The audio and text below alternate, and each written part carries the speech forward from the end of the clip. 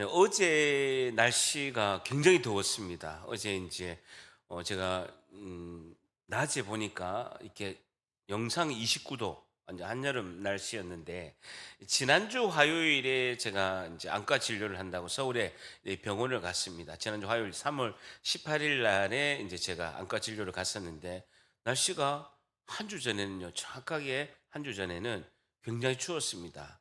서울의 날씨가 이제 3도, 대설주의보가 내리고 이제 굉장히 눈이 많이 내렸죠. 그래서 올라가다가 제가 KTX 타고 아침에 이제 가는데, KTX가 급정거를 한 거예요. 눈이 많이 내려가지고. 그래가 덜컹하면서 이제 급브레이크를 밟고, 이제 뭐 몸이 뭐 휘청할 정도로 이렇게 해서, 뭐 정비하고 뭐 다시 간다고 해서 한 40분 동안 지연됐고요. 내려올 때도 서울에서 포항으로 내려올 때도 또 사고가 난 거예요. 제가 하루에 2번 기차를 이제 왕복을 탔는데, 2번 더 사고가 난 거예요. 막 이렇게 부딪히고 이런 사고는 아닌데, 가다가 급정거하고 이제 정비를 하고 그래서 한 40-50 분씩 이렇게 지연되는 거를 하루에 2번 이제 겪었죠.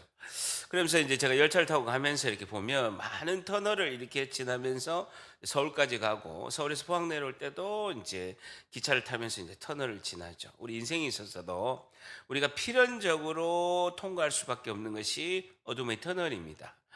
우리 어떤 사람이든지 인생이라는 이제 길을 여정을 걸어갈 때 어둠의 터널을 지나지 않는 사람은 단 한 명도 없습니다.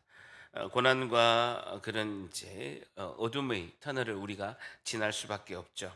우리 삶 속에서 보면 이제 행복할 때도 있고 기쁠 때도 있고 굉장히 즐겁고 이런 뭐 이렇게 있는 일도 있지만, 고난과 그다음에 어두움에서, 그리고 어려움과 두려움의 현실 속에서 낙담하고 힘드는 그런 시기도 많이 있습니다. 제가 50대 중반을 이제 이미 지나고 있는데요.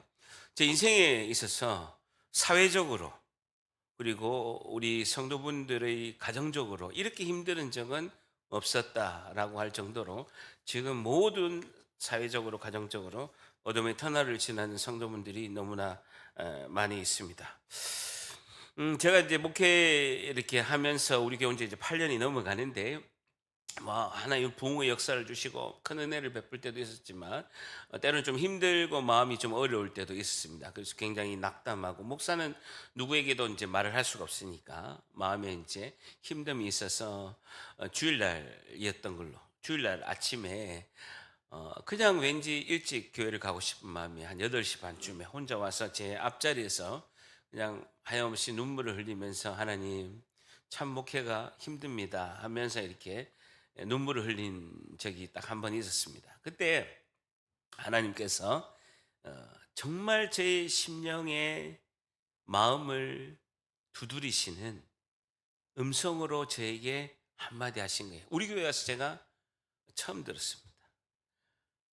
8년 만에, 8년 동안에 딱 한 번 들은 그 음성을 제가 그때 주일 아침에 하나님께서 저에게, 아들아 잘하고 있다, 아들아 잘하고 있다라고 세미한 음성을 들려주시는 거예요. 그 음성을 듣고 지금까지 목회하고 있습니다. 그 한 문장의 하나님이 하신 그 메시지, 말씀을 듣고 이렇게 우리가 위로를 삼고 힘을 내서 소망을 가지고 이렇게 달려가는 줄 믿습니다. 오늘 수요 예배를 통해서, 오늘 요한복음 6장의 말씀을 통해서 예수님이 주시는 그 말씀으로 소망과 힘을 내시는 여러분들이 되시기를 예수님의 이름으로 축복합니다.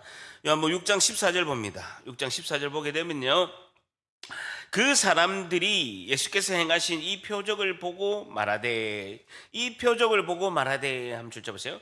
이는 참으로 세상에 오실 그 선지자라 하더라라는 것입니다. 그들이 예수님께서 행하신 이 표적을 말하는 것은요, 바로 앞절에 있는 6장에 있는 1절부터 이제 11절까지 있게 되는, 12절까지 있게, 13절까지 있게 되는 그 오병이의 기적입니다. 보리떡 5개, 물고기 2마리를 가지고 2만 명을 먹인 기적의 사건입니다. 너무나 큰 사건이죠. 보리떡 5개, 물고기 2마리로 2만 명을 먹이신 그런 기적의 사건을 하고 나서 오병이의 기적을 경험한 제자들은요, 상상할 수 없이 감격했습니다. 그리고 군중들도요, 대단히 흥분한 상태였습니다. 그것을 15절에 보게 되면, 그러므로 예수께서 그들이 와서 그들이 백성들이 예수님을 자기를 억지로 붙들어서 임금으로 삼으려 하신 줄 아시고 다시 혼자 산으로 떠나가시니라. 한번 주셔보세요. 다시 혼자 산으로 떠나가시니라 라는 겁니다. 오병이의 사건 이후에 군중들은 매우 흥분해서 예수님을 왕으로 추대하려고 움직임을 보이기 시작한 겁니다. 와우! 예수님이면 오케이다.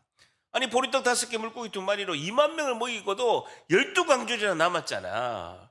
그분은 우리를 배불리 먹이시는 대단한 왕이시다라고 한 거죠.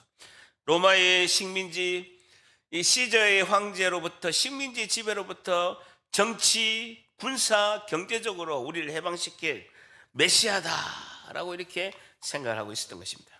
15절의 하반절에 보게 되면요, 자기를 억지로 붙들어 임금을 삼으려는 줄 아시고 다시 혼자 산으로 떠나가시니라 라는 것입니다. 이들의 유혹을 뿌리치고 예수님은 무리와 제자들을 떠나 보내시고 가까운 산으로 혼자 가셔서 한적한 곳에서 기도를 하시는 것을 볼 수가 있습니다. 예수님이 이렇게 하시는 목적은 단 하나입니다. 예수님은 모든 영광을 받으실 분 예수님이 아니시나 예수님을 보내신 하나님께 영광을 드리기 위함입니다. 하나님께 영광을 드리기 위해서 군중들을 흩으시고 하나님과 조용한 시간을 보내시려고 기도하러 가신다라는 것이죠. 똑같은 본문에서 요한복음 6장과 똑같은 본문 마태복음 14장 22절에는 마태복음 14장 22절에는 이렇게 말씀하고 있습니다. 예수님께서 즉시 제자들을 제촉하사 자기가 무리를 보내는 동안에 배를 타고 건너편으로 가라라고 보내셨습니다. 제자들은 건너편에 가버나움으로 너희들의 배를 타고 가라라고 예수님께서 제자들을 제촉해서 배 타고 보내셨어요. 예수님께서. 그걸 마태복음 14장 22절에 말씀하고 있습니다. 어쨌든 제자들은 갈릴리 호수에 지금 있는 자리에서 건너편에 있는 가버나움으로 제자들을 예수님이 먼저 보내시고 예수님은 산으로 가시는 것이죠. 자, 그런데요, 요한복음 6장 16절에 보세요. 저물매 동그라미 쳐보세요.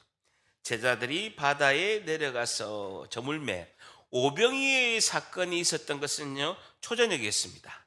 3시에서 6시 사이에 그들이 점심때 배가 고프고 해가 질 초저녁이었습니다. 3시에서 6시. 저물매라는 것은요, 6시가 넘으면서 어두워지기 시작하는, 6시가 이렇게 넘으면서 해가 갈릴리 호수에 탁 지게 되고 그런 이제 저녁 이렇게 어두워지려고 하는 그 순간이 저물매라는 것이죠. 갈릴리 호수를 제가 성지순례 가보니까요, 2007년도에 성지순례 가보니까 제일 은혜롭고 감동이 받았던 곳이 갈릴리 호수입니다. 2000년 전에 이 지옥의 불뚜껑 앞에 있을 수밖에 없는 이 죄인이 2000년 전에 예수님께서 섰던 이 자리, 갈릴리 호수에 제가 있다는 것에 너무나 감격이 컸습니다. 그래서 새벽에 일찍 일어나서 해가 떠오를 때 갈릴리 호수를 쫙 보면서 그 해가 떠오른, 해가 비치는 그 잔잔한 호수에서 배 한 척이 이렇게 탁 오고 있는 것을 보고 감격의 눈물을 흘린 기억이 있습니다. 제자들이 지금 이 상황을 보게 되면요, 지금 저물매라는 것이죠. 해가 넉넉히 질 때 황혼의 그런 햇빛이 갈릴리 호수를 쫙 비추고 있을 때 그들이 배를 타고 가는데 잔잔한 호수에서 얼마나 아름다운 광경입니까? 오병의 기적을 통해서 배불리 먹고 12광줄이나 남은 그런 상황에서 그들은 이제 이렇게 이야기했을 것입니다. 와, 예수님 대단하지.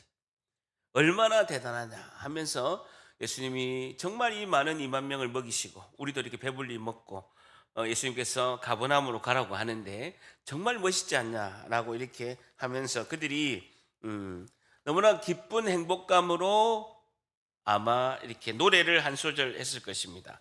마가복음 6장 52절에는 동일한 본문을 이렇게 말씀하고 있습니다. 이는 그들이 그 떡을 떼시던 일을 깨닫지 못하고 도리어 마음이 둔하여졌습니다 라는 것입니다. 마음이 둔해졌다는 건 뭡니까? 방금 오병이의 기적을 생각하지 않고 경치와 그리고 배불리 먹고 풍경에 빠져서 방금 전에 있었던 이 오병의 기적을 다 까먹고 그들이 이제 풍요로운 가운데 잔잔한 갈릴리 호수에서 노래를 불렀을 것입니다. 아마 이런 노래 부르지 않았을까요? 베드로 형, 노래 한 곡 불러봤어. 노래 잘 모르는데, 아, 그거 있잖아. 머나먼 고향. 이런 거 있잖아. 여러분, 몰라요? 머나먼 고향? 몰라요? 머나먼 남쪽 하늘 아래 그리운 고향. 이렇게 불렀겠죠. 다 부르면서 잔잔한 호수에 석양이 탁 치고 이렇게 가면서 배부르다. 참 좋네. 너무너무 좋네. 하고 이렇게 가고 있었죠. 자, 16절에 보게 되면요. 제자들이 그 갈릴리 바다에 내려가서라는 것입니다. 한가운데로 지금 한참 이제 노를 져서 호수지만요. 바다처럼 엄청 넓은 호수입니다. 끝에서 끝까지 가는데요. 한참 가야 됩니다. 한참 가야 이제 노를 젓고 가야 될 정도로 바다 한가운데로 가고 있습니다. 자, 그런데요. 17절에 배를 타고 바다를 건너 가버나움으로 가는데 주저 보세요. 이미 어두웠고 어느덧 사방을 구별할 수 없을 만큼 어두운 상태가 있게 되는 것이죠. 시간이 한참 흘러서 어두운 상태가 있게 되고 주쳐 보세요. 예수는 아직 그들에게 오시지 아니하셨더니라는 겁니다. 굉장히 중요한 문장입니다. 예수는 아직 그들에게 오시지 아니하셨더니라는 것이죠. 예수님이 제자들에게 안 계시는 상황입니다. 오늘의 키포인트가 뭡니까? 어두웠고 동그라미 치시고 예수님이 오시지 아니하셨더니 핵심 키포인트 뭡니까? 어두웠다는 것이죠. 어둠의 터널이 예고되고 있는 것입니다. 그리고 또 그 원인은 뭡니까? 어둠의 원인은 뭡니까? 예수님이 오시지 아니하셨더니 예수님이 오시지 아니하셨기 때문에 어둠이 예고되어 있었다라는 것입니다. 오병이의 기적의 배부름, 잔잔한 갈릴리 호수의 황홀한 석양, 인생의 풍요와 평안 뒤에 찾아오는 어두움, 어두웠고 예수님이 오시지 아니하셨더니 라고 말씀하고 있습니다. 자, 그리고요 18절에 같이 있습니다. 시작.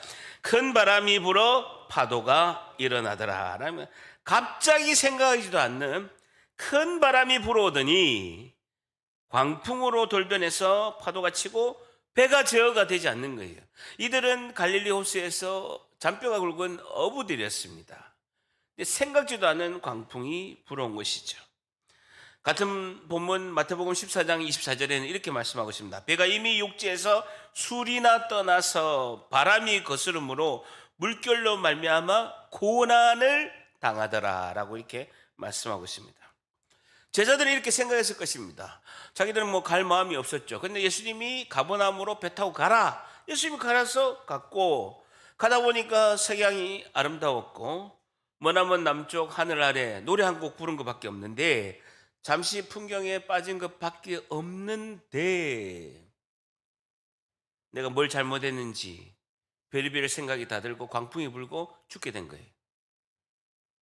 너무나 바람이 많이 부는 그런 상황이 큰 바람이 불어서 파도가 일어나는 상황입니다. 별별 생각이 다 들었겠죠. 이 상황에서 예수님의 의도와 목적은 무엇입니까? 가만히 보면 예수님께서 제자들을 갈릴리 호수로 밀어넣으시고 광풍이 있는 것을 허락하신 거예요. 예수님의 의도가 있다라는 거예요. 예수님의 목적이 있다라는 것입니다. 이걸 잘 우리가 체크해야 됩니다. 17절에 보게 되면요. 배를 타고 바다를 건너 가버나움으로 가는데 이미 어두웠고 예수는 아직 그들에게 오시지 아니하셨더니라는 것입니다. 제자들이 어둠 속에서 풍랑과 파도에서 고통을 당하는 가장 큰 원인은 뭡니까? 예수님이 아직 그들에게 오시지 아니하셨기 때문입니다. 일부러 예수님이 그런 상황을 만드신 거예요. 제자들에게 어떤 목적을 가지고 이런 광풍과 파도를 허락하신 것입니다. 예수님이 아직 그들에게 오시지 아니하셨기 때문이다 라는 것이죠. 그래서 우리는 늘 예수님께로 가까이 가야 될 줄 믿습니다.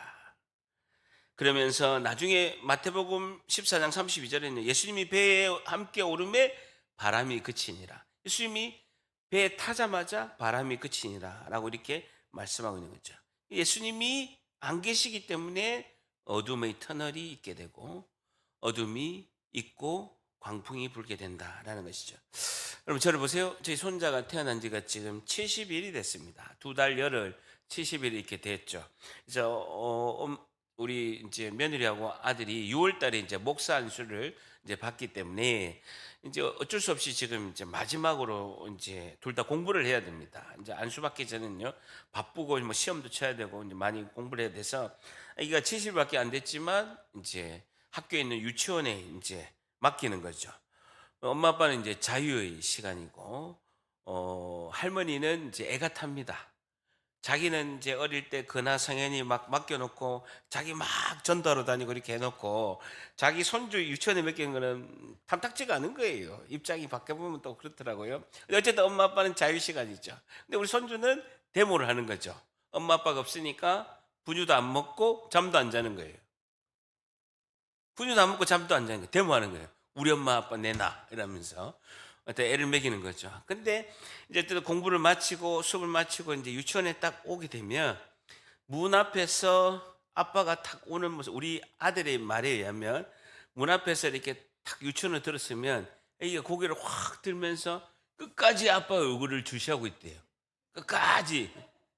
그래놓고 이제 그동안 땡깡 부르니까 배가 고프잖아요. 엄마 오면 엄마의 모유를 막 급하게 막 먹는다는 거예요. 끝까지 주시라는 거예요. 왜 갔어? 이렇게 하면서. 그러니까 주님이 우리를 함께 하시지 않으면 우리는 불안과 두려움이 있을 수밖에 없다는 거예요. 어둠이 몰려오고 광풍이 몰려올 수밖에 없다라는 것이죠. 우리 인생 가운데 늘 예수님을 모시기를 주님의 이름으로 축복합니다. 자, 이 상황에서 예수님의 의도와 목적은 다시 한번 여쭤봐요. 무엇이냐는 것이죠. 주님은 산으로 홀로 가시면서 제자들에게 먼저 배를 타고 가버나움으로 가라라고 하십니다.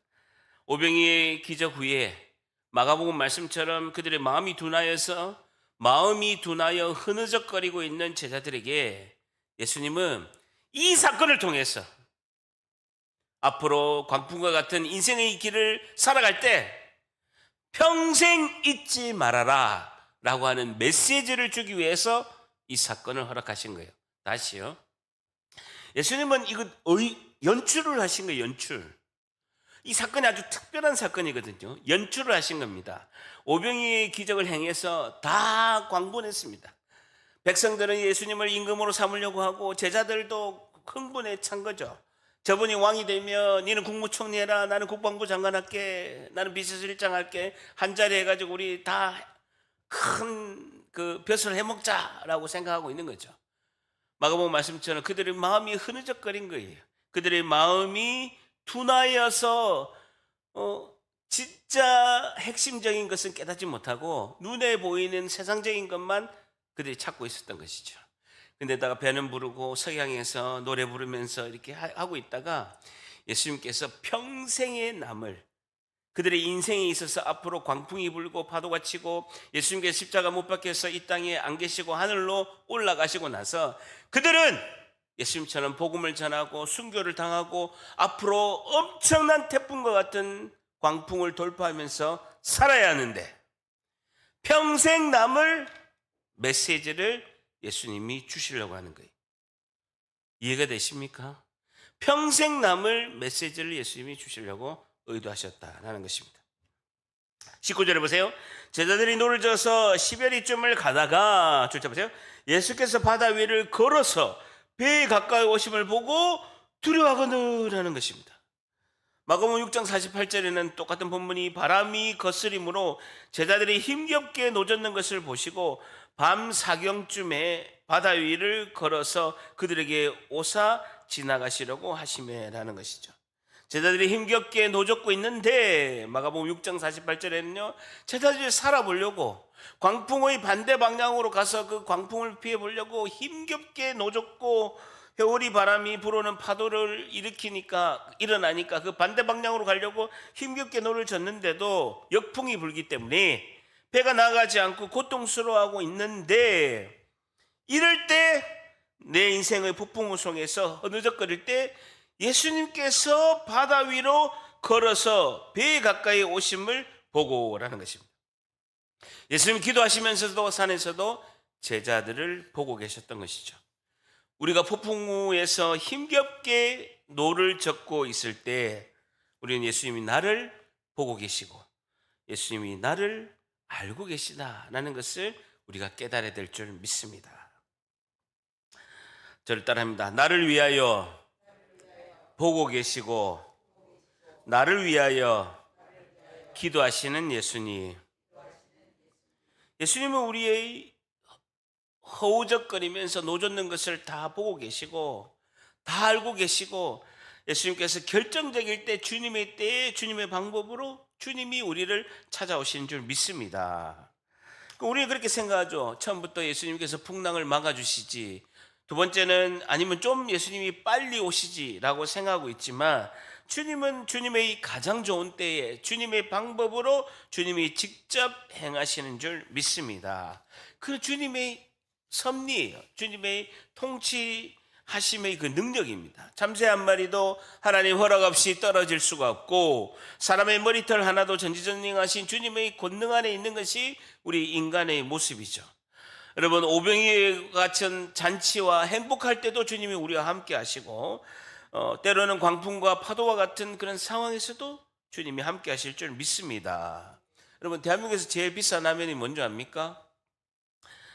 하림에서 만든 닭고기로 만든 장인라면이 가장 비싸다고 합니다. 라면 하나에 2,200원. 장인라면 드셔보신 분? 한 번도 안 드셔보셨어요? 비싸서 안 드셔보신 거예요?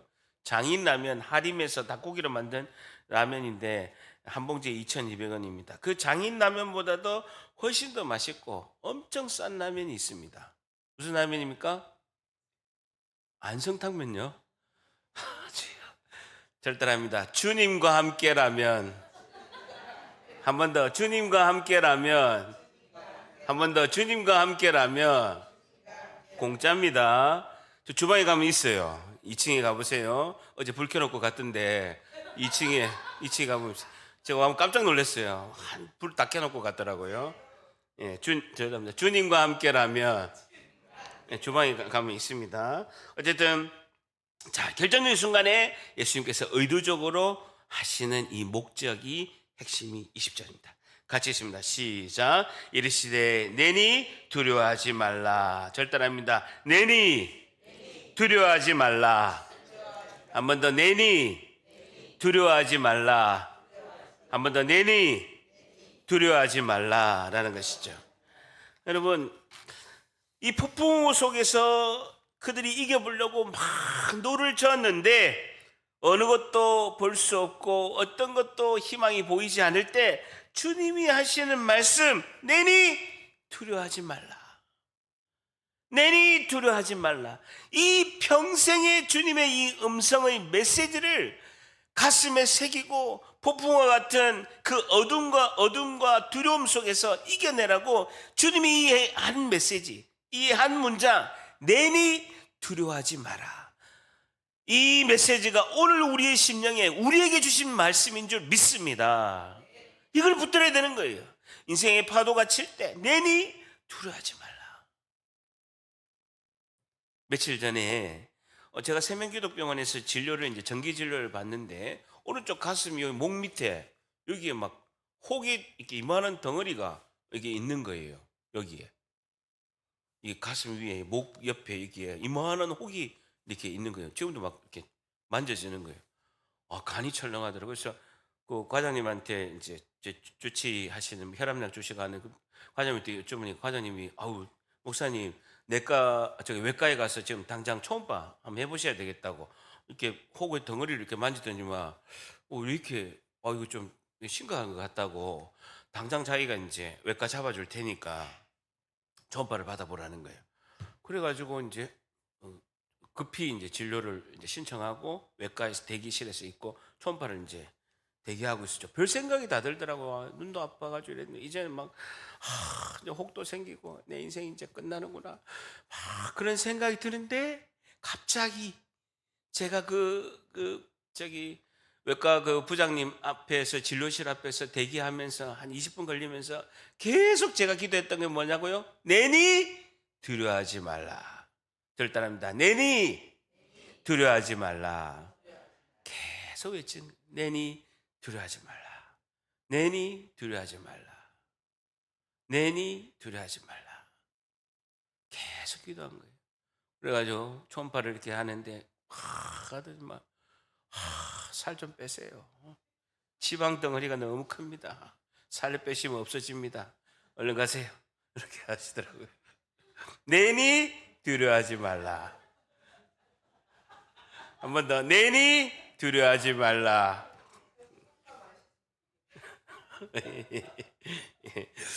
우리 잘 아는 이제 일화가 있습니다. 시계와 톱밥이라는 익숙한 우리 예화가 이렇게 있습니다.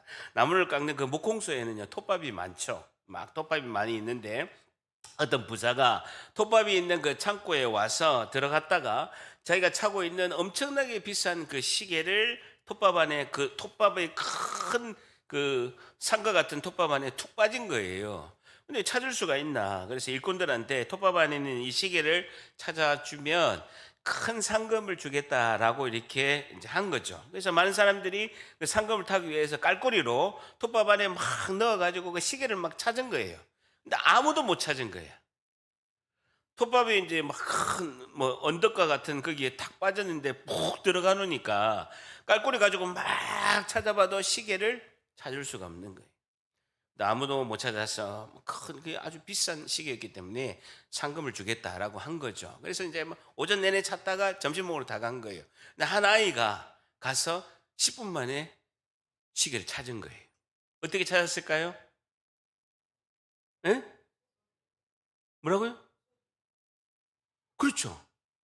그 사람들이 막 박적지근 하면서 막 깔꼬리로 긁을 때는 소리가 안 들린 거죠. 근데 다 밥 먹고 갖고 아무도 없는 데서 가만히 유심히 보니까 째깍 째깍 째깍 하는 소리를 들은 거죠. 그래서 그 아이가 시계를 찾은 것이죠.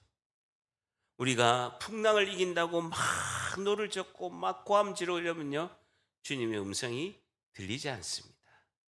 근데 좀 잠잠하게 가만히 귀를 기울이면 시계 소리가 들리듯이 주님의 음성이 들리는 거예요. 내니 두려워하지 말라. 여러분, 이게 제자들에게 하신 2000년 전에 갈릴리 호수에서 하신 이 말씀이 오늘 이 시간 우리 귀에 응하신 줄 믿습니다. 우리가 주님이 나에게 한 말씀으로 붙들어야 되는 거예요. 힘들고 어려움이 있을 때 내니 두려워하지 말라. 그 외치면 정말 잔잔한 그런 갈릴리 호수처럼 폭풍과 풍파가 다 잠잠해지고 우리 마음에 평화와 평강이 임하실 줄 믿습니다. 네. 자, 그러면서 21절에 보게 됩니다. 21절 마지막 절입니다. 같이 있습니다. 시작. 이에 기뻐서 배로 영접하니 배는 곧 그들이 가려던 땅에 이르렀더라. 라는 거죠. 두려워하는 제자들이 그들의 배에 예수님이 타시니까 그것이 바람이 그치고 곧 그들이 가려던 땅에 이르렀더라. 제자들이 가고자 하는 목적지에 갈 수 있게 된 것이죠. 풍랑은 잠잠해지고 고통의 순간은 지나게 된 것입니다. 여러분, 우리 인생에 있어서 예수님께서 우리의 인생의 배의 선장이 되시고 우리 배에 예수님께서 승선하시면 우리 인생은 모든 것이 두려움과 혼돈과 절망은 사라지게 될 줄 믿습니다. 여러분, 오늘 말씀의 흐름을 잘 보세요. 핵심 문장을 잘 보세요. 17절에 보게 되면 예수는 아직 그들에게 오시지 아니하셨더니 라는 것이죠. 근데 20절에 보게 되면요, 내니 두려워하지 말라 하신대. 21절에 보세요. 이에 기뻐서 배로 영접하니 라는 것입니다. 여러분, 이에 기뻐서 배로 영접하니 한번 줄쳐보세요. 이에 기뻐서 배로 영접하니. 이 말씀은요, 제자들이 예수님 갈릴리 호수를 물 위를 걸어오신다고 엄청 힘드셨죠. 피곤하시니까 배에 타십시오 라는 뜻이 아니라는 것입니다. 갈릴리 호수를 예수님께서 물 위를 걸어오신다고 예수님 얼마나 피곤하셨습니까? 예수님 이제 배에 오십시오, 쉬세요 라는 뜻이 아니라는 것입니다. 이 말씀은 제자들이 예수님이 안 계시니까 우리 너무너무 힘들어 죽을 뻔했어요. 예수님 안 계시니까 우리 너무너무 힘들어서 죽을 뻔했습니다. 빨리 여기로 오세요. 예수님 오시면 살 것 같아요. 라는 의미라는 것입니다. 여러분, 내니 두려워하지 말라. 이 말씀은요, 단순히 우리의 마음에 두려움과 불안을 없애주는 그 위로의 말씀만은 아니라는 것입니다. 다시요. 이 말씀은 단순히 우리 마음의 불안과 두려움을 사라지게 하는 그런 위로의 말씀만의 역할만은 아니라는 것입니다. 진짜 목적은 내니 두려워하지 말라. 이 말씀은 우리의 삶의 근본적인 풍랑의 상황을 종결시키는 위대한 명령인 줄 믿습니다. 근본적으로 내 삶에 있어서 풍랑의 상황을 종결시킨다는 거예요. 이 말씀이 그냥 내가 내니 두려워하지 마라, 내가 그냥 위로받고 내가 마음이 불안하니까 불안과 두려움만 없어져라 라는 것이 아니라 내 불안과 두려움을 하고 있는 이 모든 상황을 종결시키는 위대한 말씀인 줄 믿습니다. 내니 두려워하지 말라. 모든 상황도 종결시킨다는 거예요. 바람도 그치고 제자들에게 안정도 있게 하고, 제자들이 마지막에 21절에 뭐라고 합니까? 21절에 뭐라고 합니까? 그쵸? 21절에 뭡니까? 곧 그들이 가려던 땅에 이르렀다라는 거예요. 어둠의 터널도 지나고 목적도 다 이루는 그런 모든 풍랑의 상황을 종결시키는 위대한 명령인 줄 믿습니다. 문제의 어둠의 터널을 지날 때 두 가지. 첫 번째는요, 주님과 함께, 그리고 주님을 모시는 것. 두 번째는 뭡니까? 내니 두려워하지 마라. 이것이 핵심의 마스터키라는 것입니다. 주님을 내 인생에 초청하고 모시고, 두 번째는 뭡니까? 내니 두려워하지 말라. 저를 따라합니다. 내니 두려워하지 말라. 오늘 기도할 때 딱 하나 기도합니다. 내니 두려워하지 말라. 그리고 두 번째 뭡니까? 내 인생에 주님이 오시옵소서.